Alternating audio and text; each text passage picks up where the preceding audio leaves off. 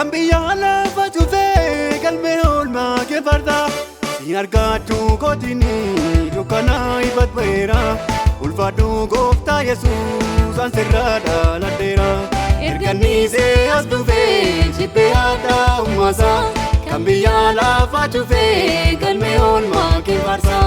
ergannisee as dhufee jibbee aadaa uumaasaa kan biyya lafa cufee galmee oolmaa kee farda.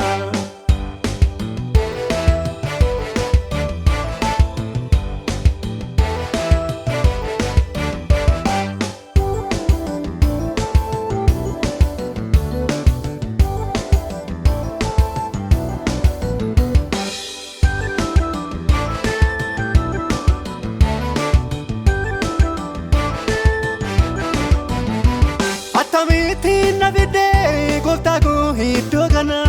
anoo garaatti yaadne nangaa jedhee addeena marartoo jaalalaatiin ofinnaa maadachite salphina ulfinatti fiddee na dabartite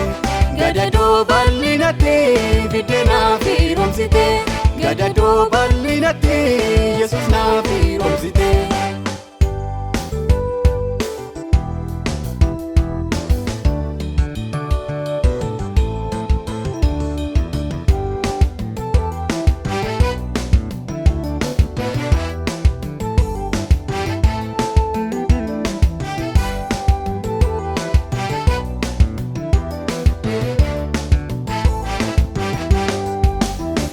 Kafunjera ojike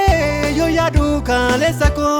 isaan duukaa kaayadhiise itti fuufsite deemsa koo jireenyaaf abdii kutadhee baduudhaaf sabdoodhee yeroo dhumaatti dhuftee Yesuus nama ulfina na goote jireenyaaf abdii kutadhee baduudhaaf sabdoodhee yeroo dhumaatti dhuftee Yesuus nama ulfina na goote.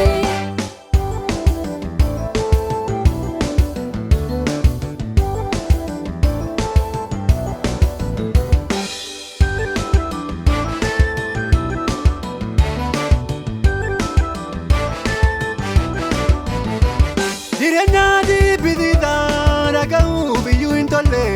iddoo himimmaan namaa irraan korre guyyaa tokkollee keessa taa'ee utuu gaddu argee gaaraan jabaanne ariitiidhaan naaf dhufee ulaagaa kootiin nanganne ariitiidhaan naaf dhufee haala koo ilaalee nan hime ariitiidhaan naaf dhufee ulaagaa kootiin nanganne.